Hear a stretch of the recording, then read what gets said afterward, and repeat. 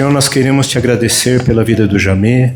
Pedimos, Pai, que o Senhor use ele como um canal de bênção, que ele possa ser usado por ti. Ó Espírito Santo, usa a vida do Jamê com graça, Senhor. Em nome de Jesus, Pai. Amém.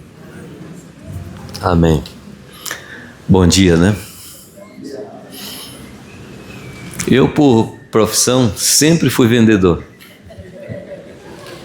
E uma coisa que eu aprendi em venda é o seguinte: se você não comprar o que você está vendendo, você não vende. Então, você tem que comprar o que você está vendendo, né? Você não quer comprar uma coleção excelente, ó? Rapaz, eu duvido que você tenha isso. Eu duvido. Bem, orando sobre hoje, sobre o que conversar com vocês, eu vou falar de um assunto novo.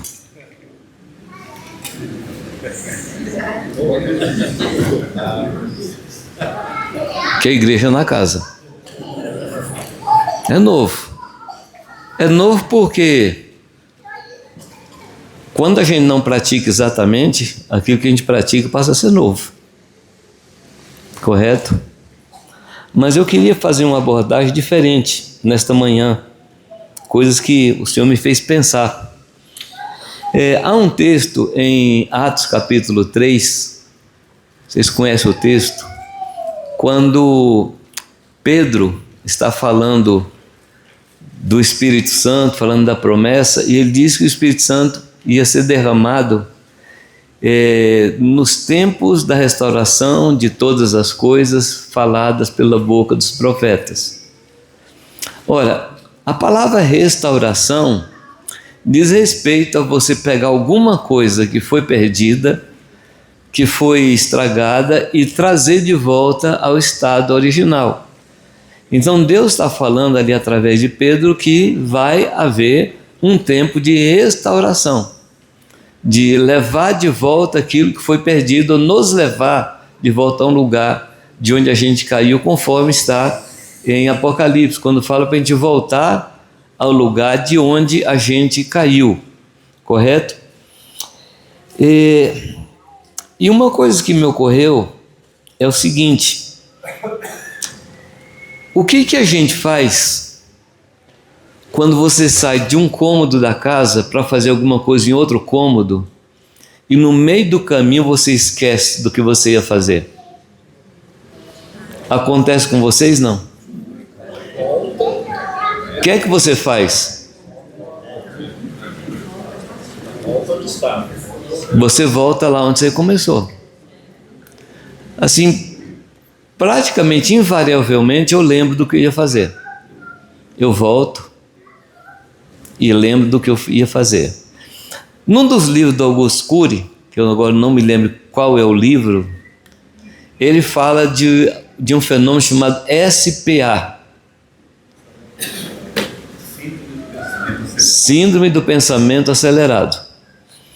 Eu escuto muita gente falar que está perdendo a memória. E na realidade não é uma perda de memória, é excesso de informação. Então a pessoa não se fixa em uma coisa, e aí não dá para reter porque não gravou. Correto? E nós estamos vivendo hoje num século onde a gente nunca foi tão informado como hoje, mas a gente nunca soube tão pouco quanto hoje. Porque as informações vêm e passam. É a internet, é a televisão, é o WhatsApp, e o WhatsApp é um negócio terrível. É gente mandando coisinha para a gente ler. Acontece com você, não? E perguntando o que você acha. Porque se mandasse só, eu não teria obrigação de responder, mas manda um negócio e fala assim: o que você acha disso? Aí eu falo assim: eu não estou achando, estou perdendo tempo ver isso, né? Estou perdendo. Então é muita informação. Onde é que eu quero chegar com isso? É que durante os séculos nós fomos recebendo informações a respeito de igreja, a respeito de religião, a respeito da nossa devoção. Isso fez a gente perder coisas fundamentais. Não sei se vocês concordam comigo. Sim ou não? Por exemplo, o que era o culto no começo da história do homem? O que era e como era? Culto. Já parou para pensar nisso? Não? Então eu estou lhe convidando a gente voltar lá para trás, para a gente lembrar. Bom, o culto naquele tempo, no início, ele tinha duas coisas. Tinha a pedra e o sacrifício. Isso era o culto. Era duas coisas só, a pedra e o sacrifício. Você colocava uma pedra, sacrifício em cima, matava, tocava fogo e pronto. O que é o culto hoje? O que é o culto hoje? Tem tanta coisa que tem que ser planejado, tem que ser elaborado. Sim ou não? Estou errado? Estou certo? Vocês concordam? Nós vamos complicando a nossa própria vida, daí a gente se perde. Qual a orientação do Senhor nesse caso? A gente tem que voltar à simplicidade e pureza devidas a Cristo. A gente tem que se apegar às verdades ouvidas para que em tempo algum a gente se desvie. Correto? A Bíblia tem instrução a respeito desse tempo que nós estamos vivendo. Deus sabia do que ia acontecer conosco, então Ele já deixou instruções para nós. Voltar ao lugar de onde nós caímos, voltar ao ponto do nosso desvio. Amém? Todos nós temos problema de SPA, todos nós. Uns sabem gerenciar isso e não permite que os pensamentos todos ocupem espaço na mente e vai descartando, outros não sabem. E aí, por um erro, entra em medicamentos, que não ajuda. Porque a pessoa continua recebendo informação. Eu não sou contra medicamento, mas todo medicamento tem seu efeito colateral. Sim ou não? Todo medicamento tem seu efeito colateral. Então o que nós precisamos hoje? Nos apegar às verdades ouvidas. Voltar. Isso vai levar a gente a descartar muita coisa. E é o que nós estamos precisando. Descartar muita coisa que nós adquirimos com o tempo. Amém, amados? Bom, caminhando. Quando você lê que Deus criou Adão e Eva, colocou no jardim, qual era o plano de Deus? Claro que você, como alguém que cuida de gente, como alguém que é pastor, você deve ter no mínimo uma noção qual era o plano de Deus. Eu gostei de ouvir, viu, gente? Se tem um negócio que eu não gosto, é monólogo.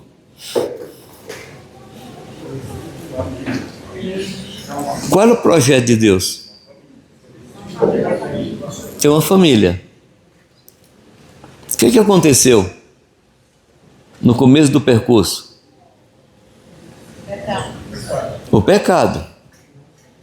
Ora, o pecado entrou, Deus desistiu do seu plano?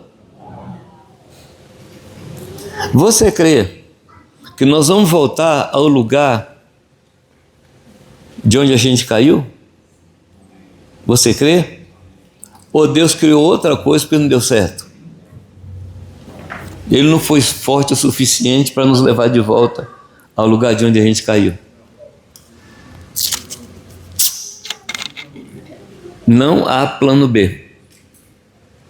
Então, o que diz Romanos 8, 28 e 29?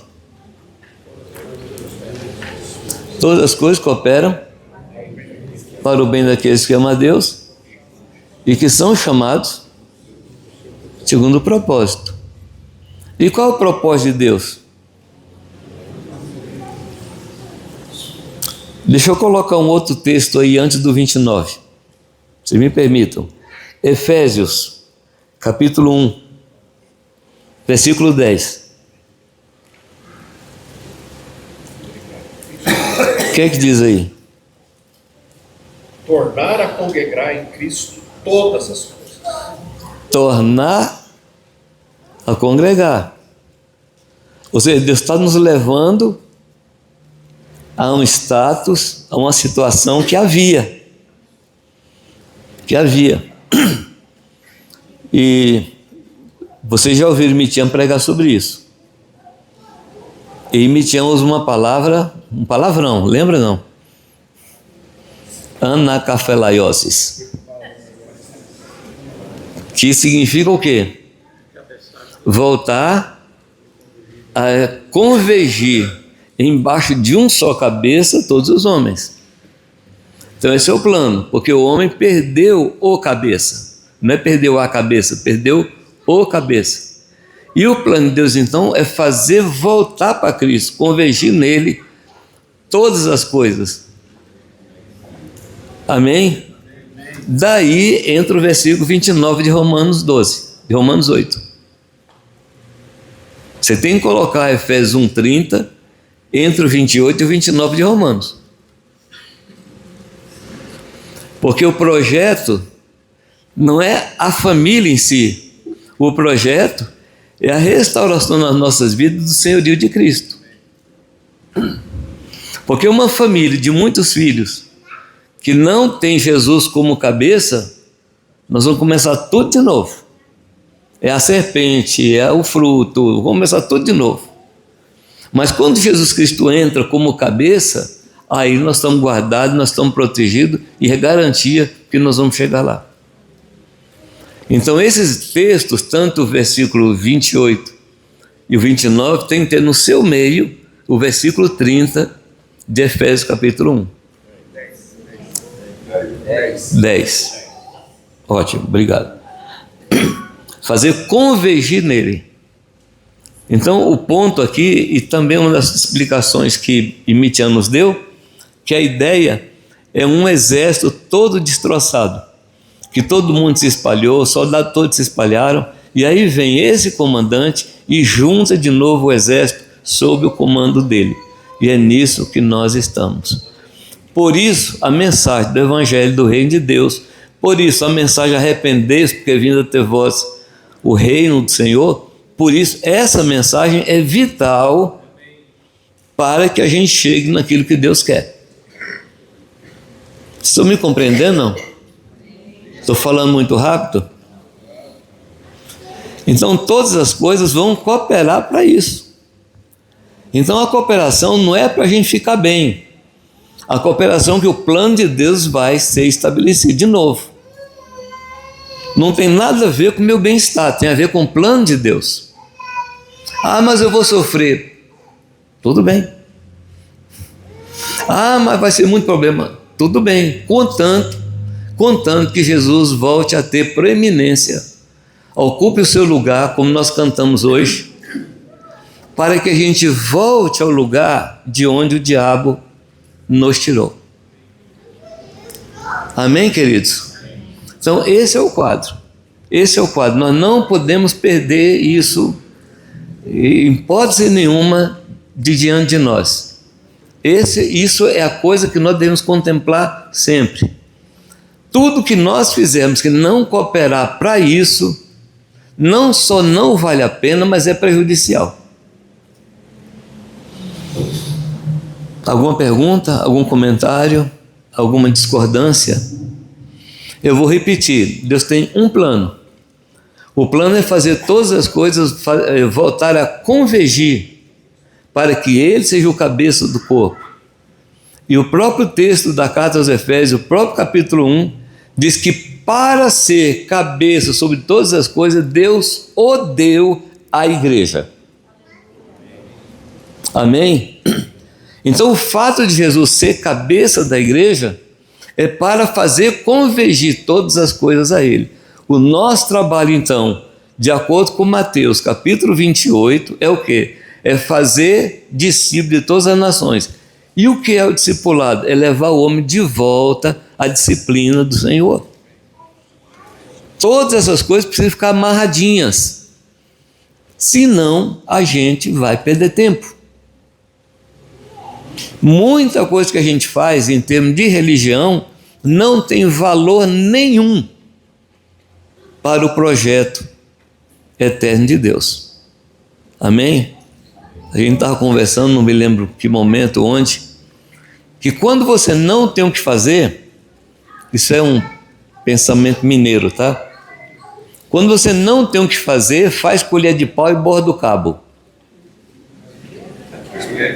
Faz colher de pau e borda o cabo. Eu lhe pergunto, tem alguma coisa mais inútil de uma colher de pau bordada no cabo? Esse bordado não serve absolutamente para nada. Não interfere no objeto, não interfere no uso, mas tem tempo. Tem muita obra que a gente faz na igreja que é bordar a colher de pau. Muita coisa que não coopera para isso, para fazer convergir nele todas as coisas. Apresentar todo homem acabado. Colossenses. O nosso trabalho é apresentar todo homem aperfeiçoado em Deus. Esse é o nosso trabalho. E a perfeição vem de quê? A perfeição vem do fato de ele estar ligado ao Senhor Jesus Cristo. E Jesus ser o Senhor da sua vida. Pergunto a vocês, há outro evangelho? De fato há. Mas tem que ser anátema. Tem que ser amaldiçoado. O evangelho que não prega isso tem que ser amaldiçoado. Por quê? Porque vai contra o projeto eterno de Deus. E qual é o resultado de tudo isso? Uma família de muitos filhos semelhantes a Cristo. Amém? Então o projeto de família não foi uma contingência. Não foi alguma coisa que Deus estava falando, o que é que eu vou fazer hoje? Vou fazer uma família. Não foi, amados. Não foi. Como diz Tony, Deus não criou o homem porque ele estava carente. Deus não criou o homem por carência. Deus criou o homem porque tinha excesso de amor, excesso que derramava. Então ele fez uma família que ele pudesse amar e dar tudo que ele tinha. De uma certa forma, Abraão, no tempo que não tinha filho, era um tipo de Deus. Quando Abraão chega para Deus e fala assim, eu vou morrer e toda a herança vai ficar para um servo na minha casa. Deus falou, não, a herança vai para um filho. Então o que é que Deus fez? Mandou Jesus Cristo para vir aqui morrer, e todos aqueles que receberam a Cristo receberam o poder de serem filhos de Deus, porque esse é o projeto.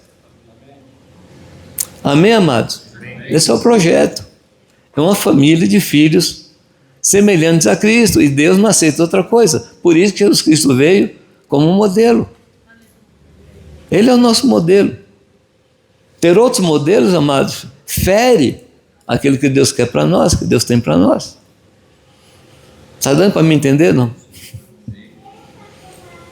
Então, o projeto de Deus, fazer tornar todas as coisas sob o cabeça, que é Cristo.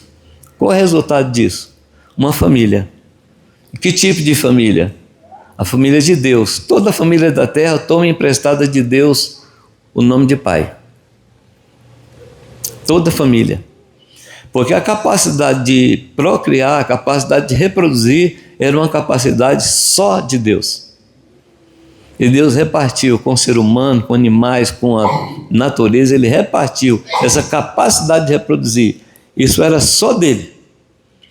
Correto? Então, família é ideia de Deus, é plano de Deus, é projeto de Deus, e é assim que tem que ser. E aí eu tenho comentado com os irmãos, se a família viver como igreja, a igreja vai viver como família. Se a família viver como igreja, a igreja vai viver como família. É nessa ordem. Amém?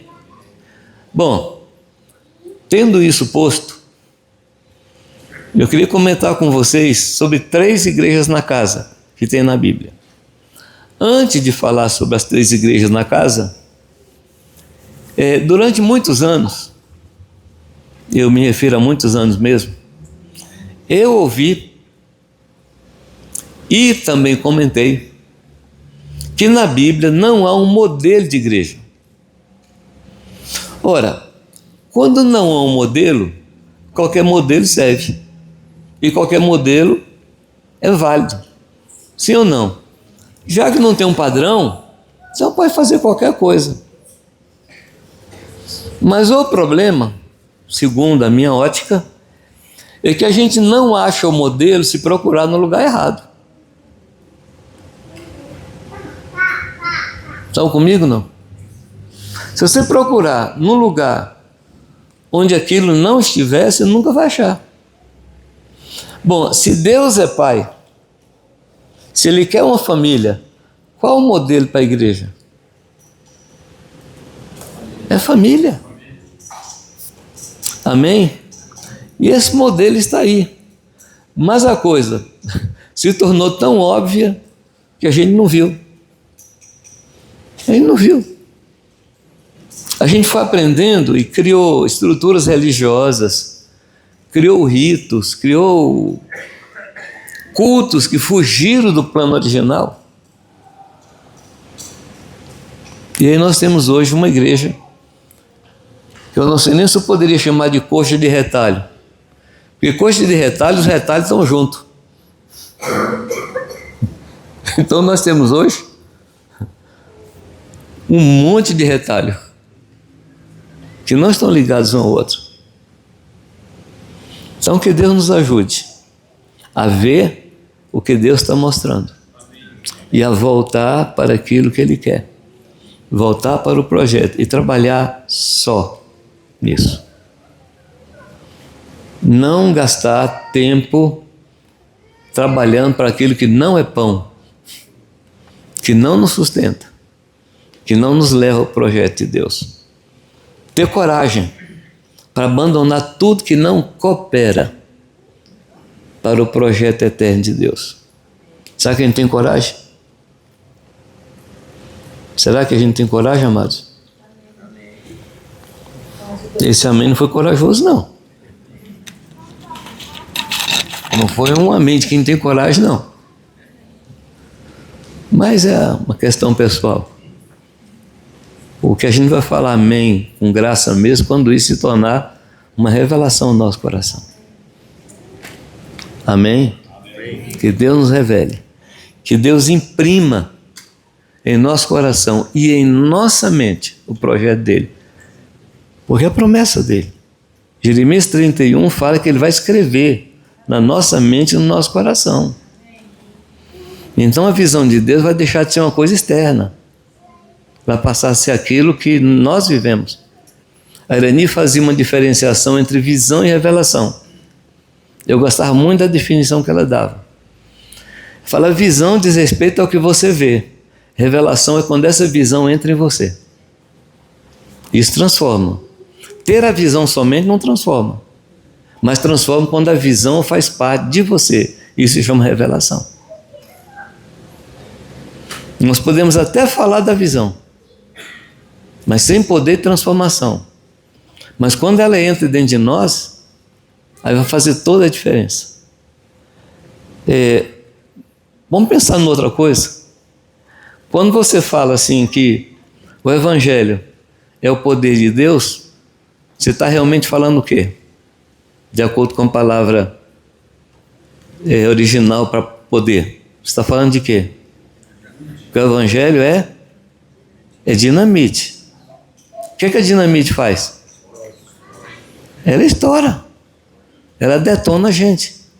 Então, se a gente recebeu o Evangelho e não passou por uma explosão interior, uma destruição total, não foi o Evangelho de Cristo. Foi um traque, alguma coisa assim. Mas não foi dinamite. Não foi. Porque antes de construir, o Evangelho nos destrói. Ele destrói o nosso conceito, destrói a nossa forma de vida, destrói a nossa visão, destrói tudo. Quando ele destrói tudo, aí sim nós estaremos prontos para recebermos a edificação do Senhor. Então receber o Evangelho é alguma coisa que não é agradável, pela dor que ele provoca. Porque você tem que abandonar o que você fazia e o que você cria. Mas deixa eu voltar um pouco. Como é que era o culto no começo? Só para a gente dar uma caminhada aí pela história. Como é que era o culto?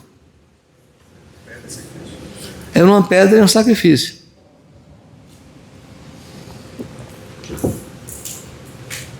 O que nós fizemos? Nós fomos agregando coisas. Fomos agregando. Aí o culto passou a ter música. Começo, animal morto, animal queimado, fezes, sangue. Qual o cheiro disso, hein? Mas o culto nunca foi feito para ser agradável. Nunca. O que é que diz Romanos capítulo 12? Rogo-vos que apresentei os vossos corpos como sacrifício vivo, santo. A quem? Olha, se for agradável a nós, não é sacrifício. Se for agradável a nós, não é sacrifício. Mas qual é o esforço que nós fazemos hoje? Que o culto seja atrativo. Amados, você já passeou em matadouros de animais? Você já foi lá e deu uma passeada? Que coisa bonita, não? Que paisagem linda, que cheiro maravilhoso. Você já passou nesse lugar? Amados, esse era o culto. Esse era o culto. Substituímos o cheiro de chifre queimado, couro queimado, fezes, por Natura, Chanel. Então o culto passou a ser agradável a nós, ao ponto de pessoas falar assim: eu não quero ir lá não, porque eu não gostei do culto. Estão comigo? Não. Aí inventamos as coisas. Inventamos lugar, inventamos salão, inventamos cadeira, inventamos assistente, inventamos profissionais que faz o culto ficar bonito, mas não tinha nada disso. Agora vocês disseram, porque eu ouvi, que você crê que Deus vai levar a gente de volta para isso. É isso mesmo? Deus vai tirar do culto tudo aquilo que Ele não pôs? Então, amados, eu não sei se o caminho é longo, mas vai ser dramático. Eu não sei quanto tempo nós vamos chegar nisso, mas não vai ser sem dor. Porque uma das coisas que mais dói na gente é deixar cultura, deixar coisas que a gente sabe, deixar o certo pelo incerto. E não tem nada mais incerto que caminhar com Deus. Eu não estou falando a respeito de salvação. Eu estou falando a respeito de dia após dia ser uma novidade de vida e Deus falando conosco para a gente dar passo sem ter certeza do que vai acontecer. É assim sua vida, não? Com Deus? Bom, o nosso pai Abraão, Deus fala com ele: deixa isso, e vai para um lugar que eu ainda vou mostrar. Eu comentei com os irmãos que essa é a pior coisa para mim. Quando alguém me convida para ir num lugar, eu quero saber que hora vai ser a reunião, com quem vou sentar, que eu vou falar, quanto tempo eu tenho. Eu gosto da coisa muito organizada. Aí Deus fala assim: vai para uma terra que eu te mostrarei. Eu falo assim: Deus, não vou não. Se o senhor não falar, eu não vou. Então a gente não sabe andar com Deus.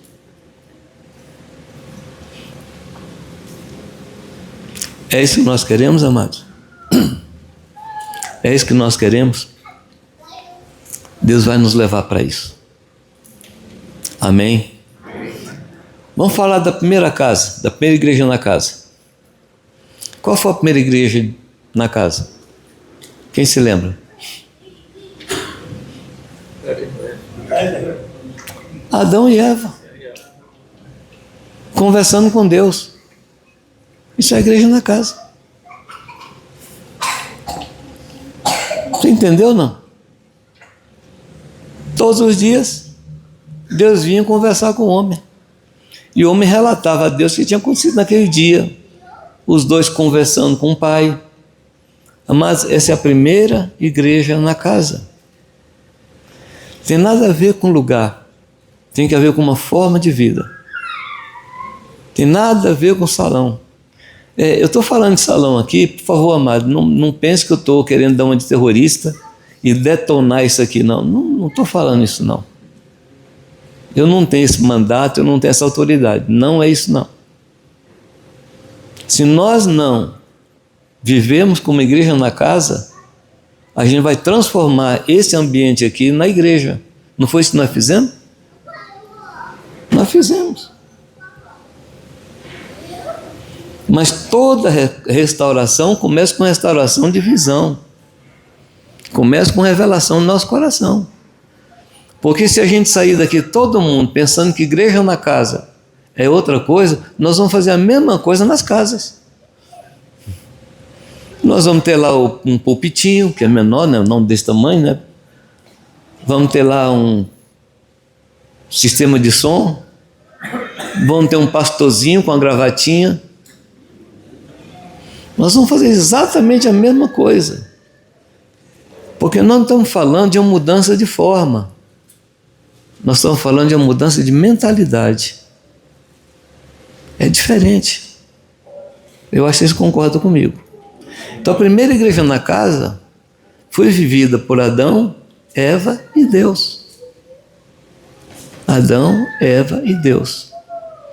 Isso produziu nos seus filhos desejo de adoração. Sim ou não?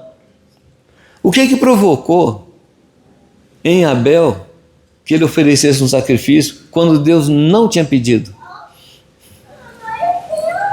Era o ambiente que era cultivado pelos seus pais antes do pecado, gerou isso no coração de Abel.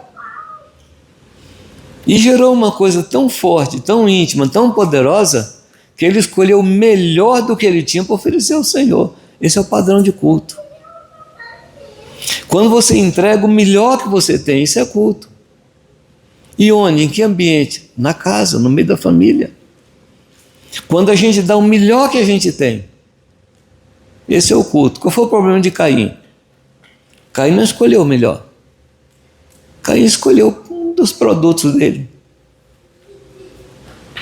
Mas o padrão de Deus não era dar alguma coisa, era o melhor. Esse é o padrão. Porque Deus deu o melhor de si, que foi o seu filho. E aí eu fico um pouco, não sei como é que eu digo, quando eu escuto pessoas dizer assim, o melhor de Deus está por vir. Deus tinha algo melhor que Jesus para mandar e reservou, mandou Jesus primeiro como couvert, como prato de entrada, aí vem um segundo que é isso? Deus deu o melhor, esse é o padrão. O culto é quando a gente dá o melhor. Amém? E aí ele fala, apresentar o corpo como sacrifício, vivo, santo e agradável a Ele, para que experimenteis a boa, a perfeita e agradável. Se o culto não é agradável a Deus, a vontade dele não vai ser agradável a mim. É quando eu passo por aquilo que é agradável ao Senhor que eu experimento o que é agradável a mim. Mas a gente que é egoísta, egocêntrico, cheio dessas coisas, a gente quer primeiro ser agradado para depois agradar a Deus. Não funciona assim não, amados. Eu tenho insistido com os irmãos que Deus tem um padrão. Primeiro Ele manda a fome, depois o pão. Primeiro Ele manda o frio, depois o cobertor. Primeiro vem a necessidade, depois a providência. Com Deus é assim. A gente não, a gente quer primeiro a providência para depois praticar a obediência. Não funciona desse jeito. Amém? A nossa vida com o Senhor, ela parte de uma entrega, de um culto agradável ao Senhor. Amém? Então, a primeira igreja na casa foi a vida de Adão, Eva, diante de Deus. É para esse lugar que Deus está nos levando. Amém? É para esse lugar. Quando a nossa casa vai viver como igreja, manifestação de Deus. Você se lembra de 1 Coríntios 14, 26? O que diz lá? Que o João citou aqui. Que fazer, pois, quando vos reunides? Está falando de quê, amados? De culto ou de encontro de pessoas? Cada vez que você se encontrar com a sua família e sentar para buscar Deus, tem que acontecer 1 Coríntios 14, 26. Me entenderam ou não? A menor reunião são 2 pessoas. Não tem reunião menor do que essa. Então, a partir de 2 pessoas, cada um tem. Ou seja, eu tenho que trazer a vida de Cristo para a minha relação dentro da minha casa. Isso é igreja na casa. Amém, queridos? É isso mesmo?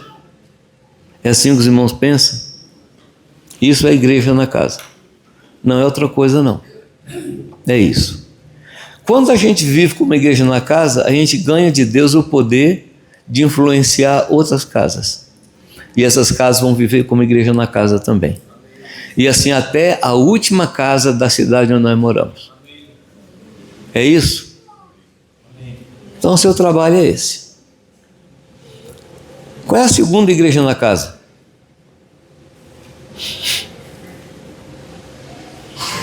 Um homem, agricultor, estava cuidando da sua roça de uva.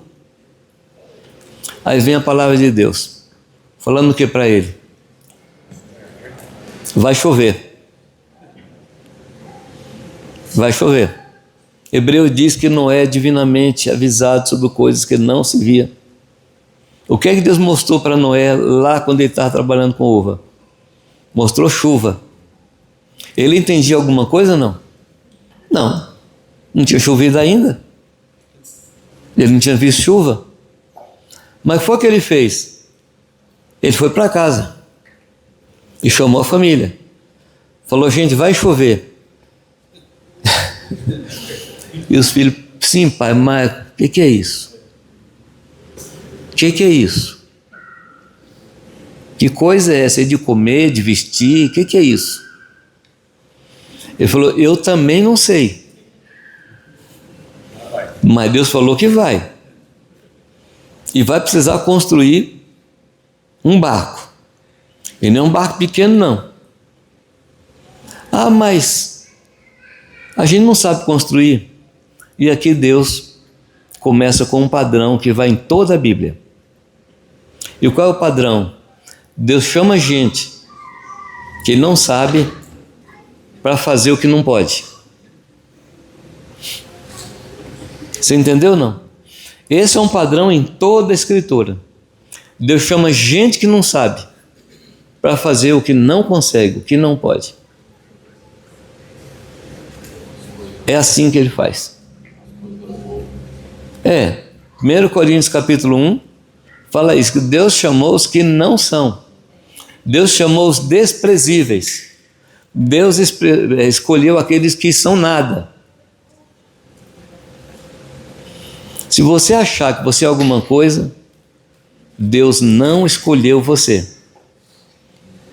Pode voltar para casa, ficar tranquilo, porque Deus não lhe chamou. Agora, se você entender que você é nada, Deus chamou você. Esse é o padrão. Amém? Amém. E você nem precisa falar para Deus, Deus, o Senhor me chamou, mas eu não sou capaz. Você nem precisa gastar tempo, porque Deus já sabe.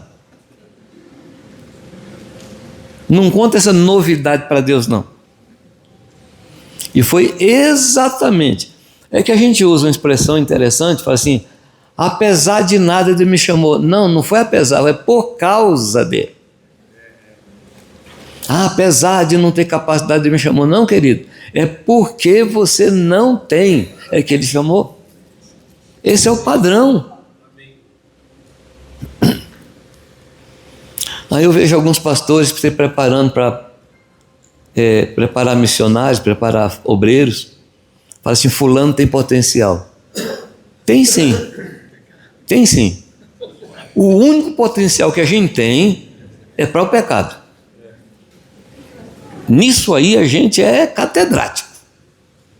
Ninguém nem precisou ensinar para a gente. Sim ou não? Não precisou ensinar. Foi por causa disso que Deus lhe chamou. Porque o poder dele se complementa ou se aperfeiçoa na nossa fraqueza.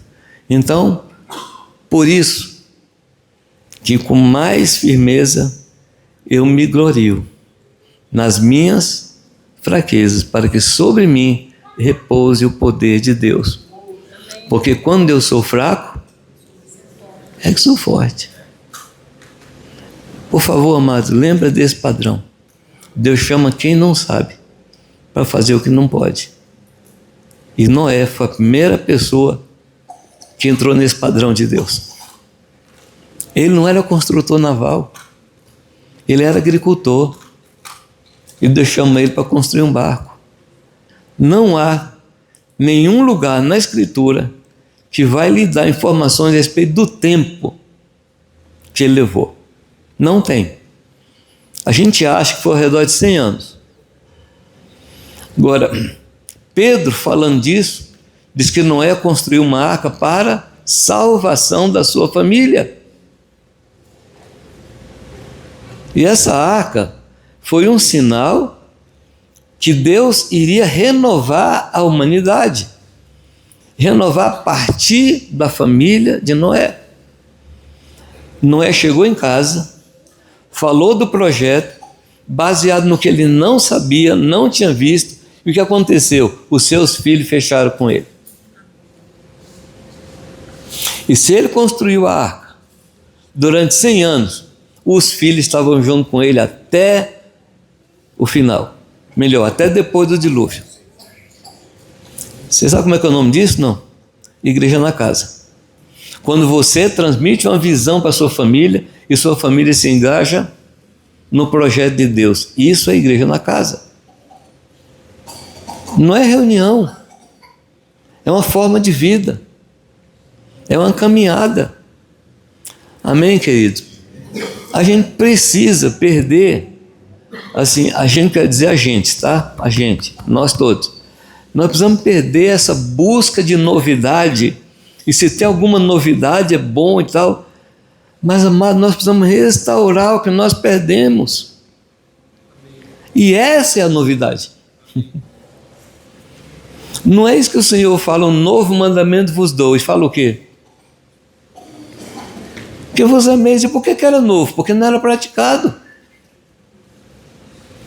Porque esse mandamento, em termos de, como eu diria, em termos de mandamento do Senhor, é antigo, mas é novo por causa da falta da prática dele. Então Deus está nos levando para o que é novo, mas não novo como novidade, que não existiu antes, mas é novo por causa da nossa prática. Deus quer nos levar a isso. Amém, amados? Terceira igreja na casa. Abraão. Quando Deus fala para Abraão o quê? Sai da tua casa, sai da tua terra, da tua parentela, da casa de teu pai. Ou seja, amados, é a partir de você. É a partir de mim. É a partir de mim. Ah, mas sabe o que acontece? Eu não vejo muita gente praticar isso. Não é para você ver muita gente praticando. É para você praticar. Dias atrás alguém me procurou e falando de coisas que outras pessoas não fazem.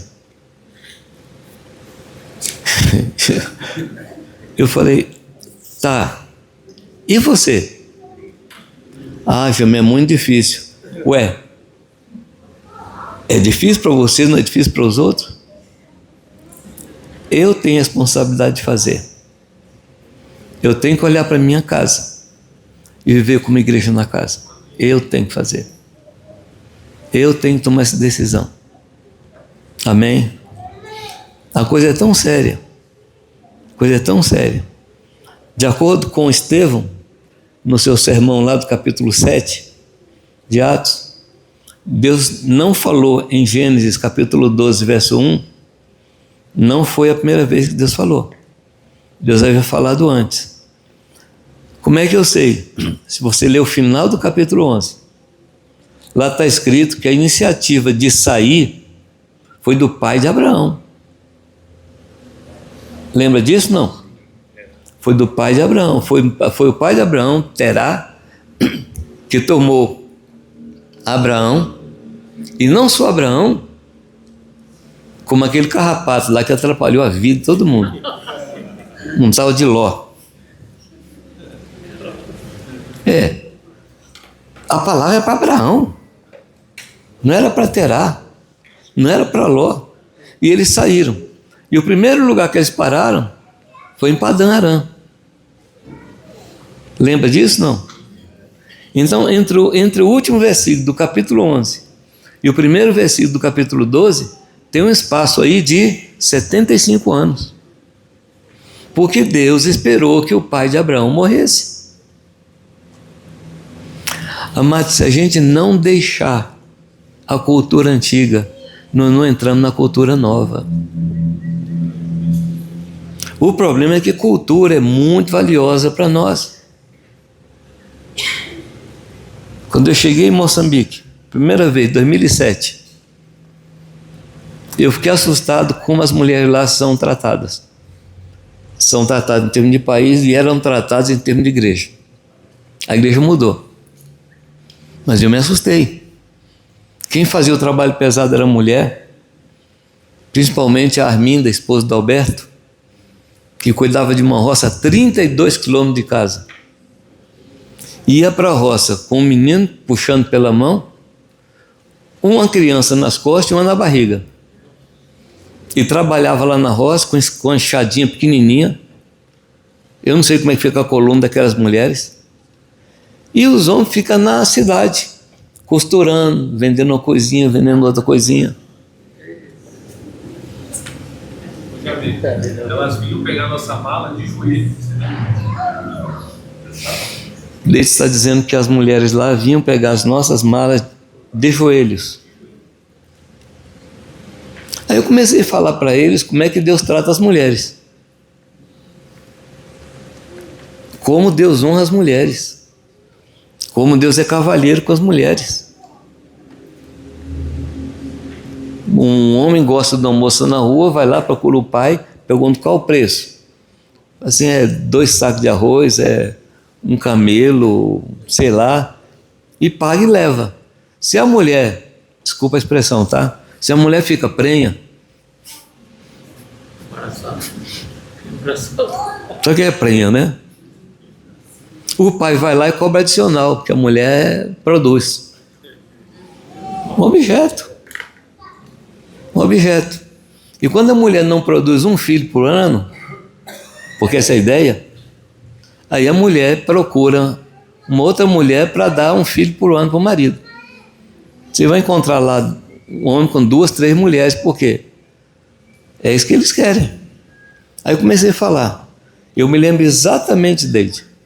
Ali atrás da casa do Kleber, naquele tarol ali,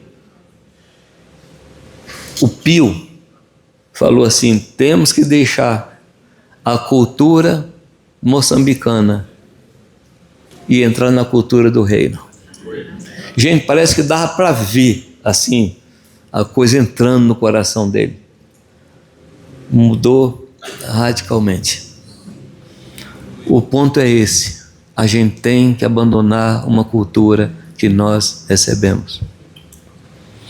Pensando em Abraão, deixar pai, deixar terra, deixar a casa do pai, deixar a parentela. Pensando em Efésios capítulo 5, verso 25 em diante, que ele fala, por isso deixará e se unirá. Amados, se nós não deixarmos, nós não nos uniremos. Para entrar no novo, nós temos que sair do velho. A vã tradição legada pelo nosso pai. Deixar as vãs tradições legadas pelos vossos pais. Amém? Temos que começar na nossa casa o projeto de Deus. É tudo novo. Não é porque é novo, é porque não praticamos. Aí no nosso caso é novo. É isso mesmo, amados? Então, terceira na casa de Abraão. Um homem envolvido. Agora presta atenção. Presta atenção.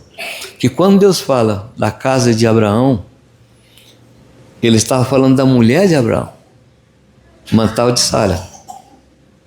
Ou seja, Sara era a casa de Abraão. É muito importante a gente saber isso. É muito importante que a família de um homem, não caia por terra agora não, que a família de um homem é a sua esposa. E filho casado vira parente. Porque tem que deixar. Tem que deixar. E muitos de nós não deixamos os filhos nos deixar. O nosso cordão umbilical é agarrado neles, não o contrário. Mas para eles viverem uma vida familiar correta, eles têm que deixar. É dolorido? É. E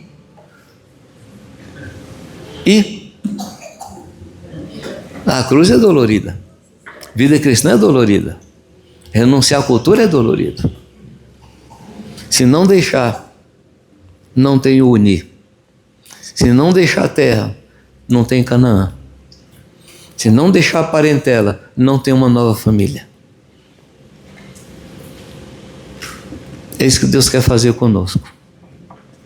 Amém? Amém. Não é uma reunião. É uma forma de vida.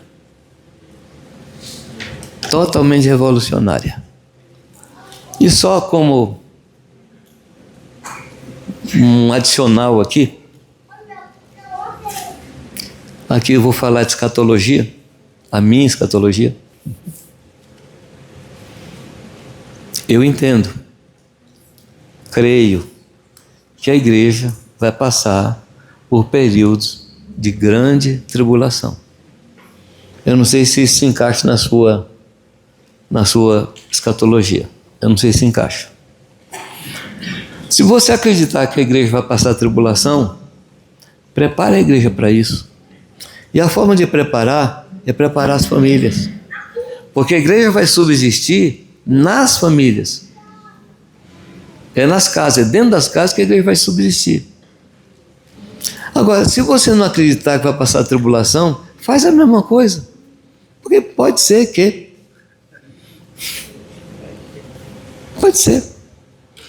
Se você preparar as famílias da igreja para viver sem depender de um culto, sem depender de todo mundo, mas assim buscar a Deus como família, se você prepara a igreja para viver isso, o que é que você vai perder? O que é que a família vai perder? Ao contrário, vai ganhar. E se não passar a tribulação? Ótimo, graças a Deus. Eu também não gosto de tribulação, gente. Eu estou falando aqui não é porque eu amo tribulação, eu não sou masoquista. Eu gosto de um colchão agradável, eu gosto de um travesseiro agradável, eu gosto de um carro confortável, eu gosto de tudo isso. Mas o que está diante de mim, segundo a minha visão, não é nada disso. Então eu estou aproveitando os últimos tempos de um bom colchão. Porque eu não sei se vou ter colchão. Não é que o colchão não vai ser bom, eu não sei se vai ter colchão. A não ser que você não esteja lendo o que está acontecendo com a igreja ao redor do mundo. Mais de 20 milhões de cristãos sendo mortos nos últimos 10 anos. Mais de 20 milhões de cristãos. Será que nós estamos isentos?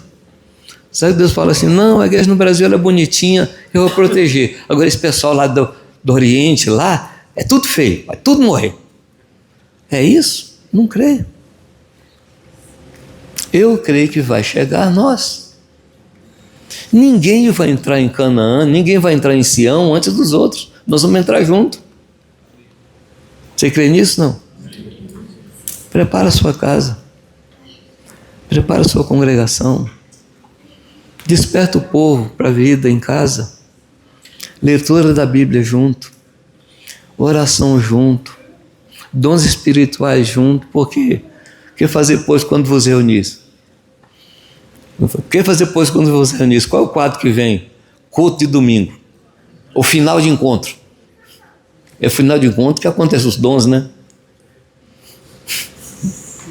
Mas não é isso, amados. Não é isso. Que Deus nos ajude. Que Deus nos ajude. Quem possa realmente falar como Josué, né? O que Josué falou? Eu e minha casa. Não é minha casa e eu, não. Eu e minha casa. Que Deus nos abençoe.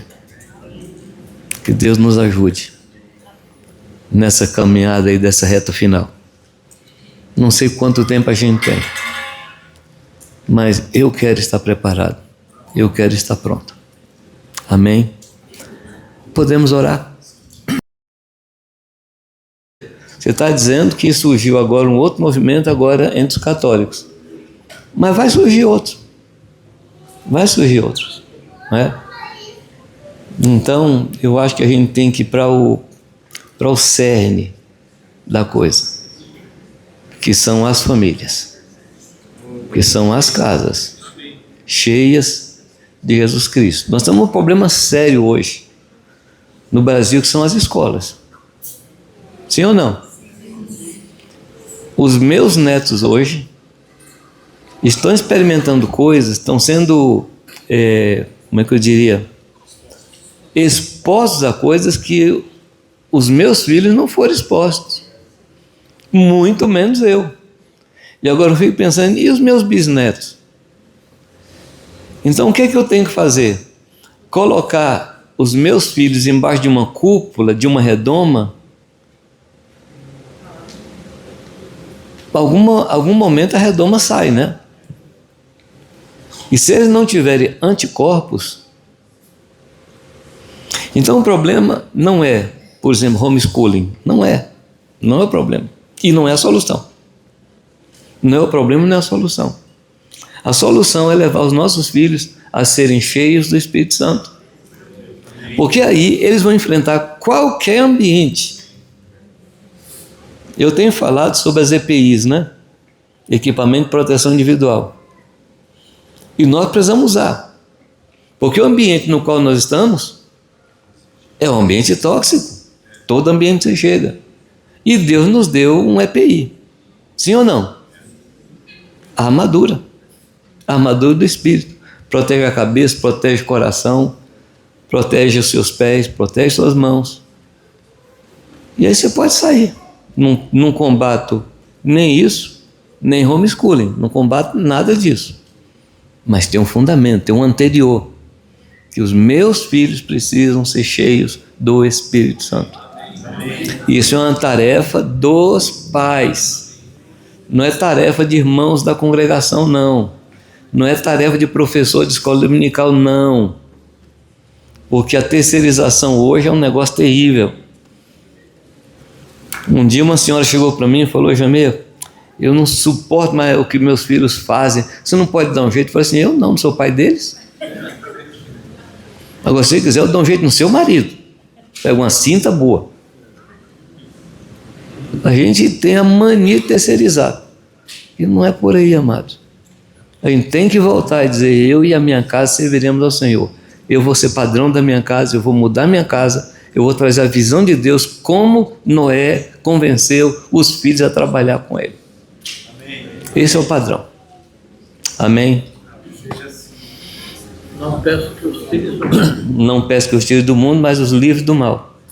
Interessante que Deus, vamos dizer, tirou do mundo para enviar para o mundo. Se não sair do mundo, não pode ir para o mundo, entendeu não? Entendeu? Se não sai do mundo, não pode ir para o mundo. Tem que sair do mundo para poder ir para o mundo. Amém? Podemos orar? Ore por sua casa, ore por sua família, ore pelas famílias da congregação, por favor.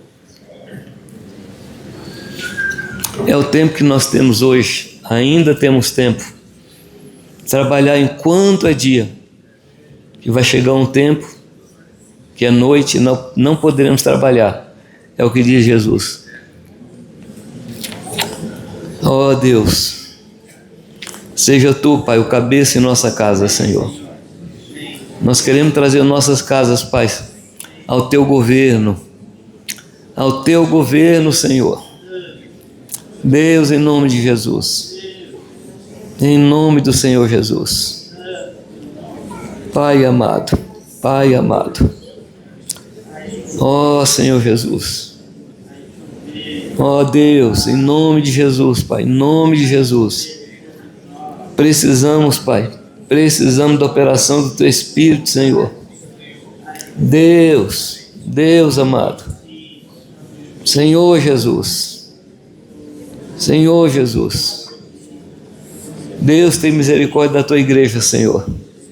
Fortalece a Tua igreja para esse tempo que está diante de nós, Pai. Fortalece o Teu povo, Senhor Deus. Fortalece os joelhos cansados.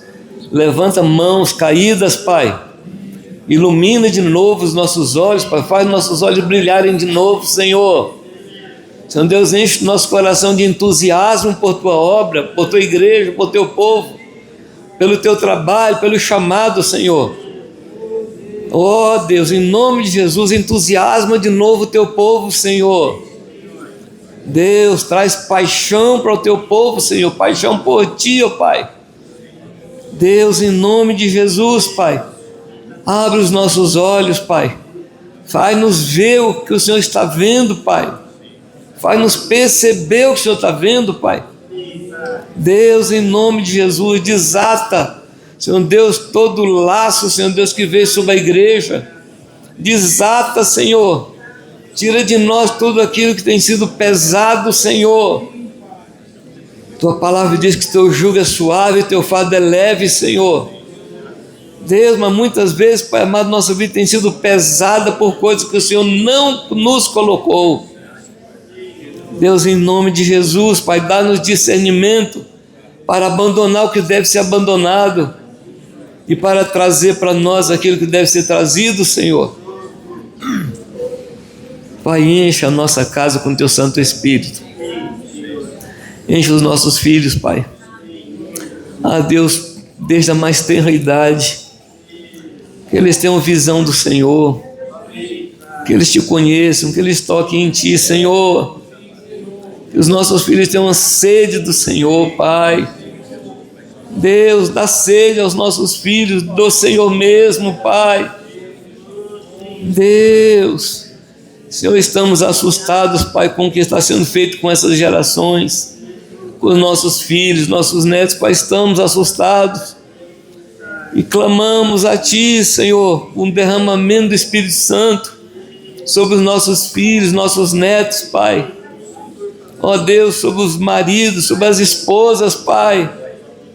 Em nome de Jesus, clamamos, Senhor, clamamos, Pai. Ó Senhor Jesus, ó Senhor Jesus, nesta manhã nós nos unimos, Pai, para rogar, Senhor Deus, leva a Tua igreja para a simplicidade e pureza devidas a Cristo, Senhor. Tira da igreja tudo que não é simples, tira da igreja aquilo que não é puro, Senhor. Meu Deus, ajuda-nos, Pai, a abandonar o profano, o imundo. Ajuda-nos, Pai, a abandonar o que o Senhor não colocou, Pai. Deus, em nome de Jesus, dá-nos discernimento, Senhor, para separar entre o santo e o profano, entre o santo e o imundo. Dá-nos discernimento, Senhor. Em nome de Jesus, Pai.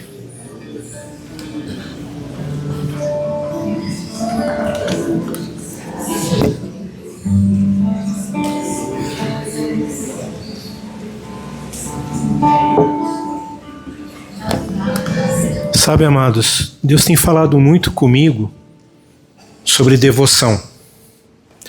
E o Jamê, citando várias vezes, ele citou Josué. Se você prestar atenção, foi uma escolha. E ele diz assim: agora, pois, temei ao Senhor e serviu com sinceridade e com verdade. E deitai fora os deuses aos quais serviram vossos pais, além do rio e no Egito, e servi ao Senhor. Porém, se vos parece mal aos vossos olhos servir ao Senhor, escolhei hoje a quem servais. Se aos vossos deuses a quem serviram vossos pais, que estavam além do rio, ou aos deuses dos amorreus em cuja terra habitais. Porém, eu e minha casa serviremos ao Senhor. E me veio à mente, amados, que o Senhor Jesus, num determinado momento, ele falou assim, que não se pode servir a dois senhores, porque um exige devoção. A quem nós estamos entregando a nossa devoção? Eu queria dizer para os irmãos que essa mensagem do Jamê mexeu hoje, porque nós temos ouvido o Jamê várias vezes falar. E qual tem sido a nossa escolha? A quem nós estamos ouvindo e entregando a nossa devoção? Eu, assim, queria dizer para os irmãos, eu não quero ficar preso a nenhuma tradição. Eu não quero ficar preso a nada que me impeça a fazer aquilo que é a vontade do Senhor. Que eu creio que Josué fez uma escolha. Ele não somente falou, eu e minha casa serviremos ao Senhor. Ele fez uma escolha. E eu creio que nessa manhã o Senhor está nos convidando a fazer uma escolha. A quem nós estamos entregando a nossa devoção? Deixa o Espírito Santo falar o teu coração. Eu creio que nós precisamos entender, discernir essa verdade. Amém, queridos?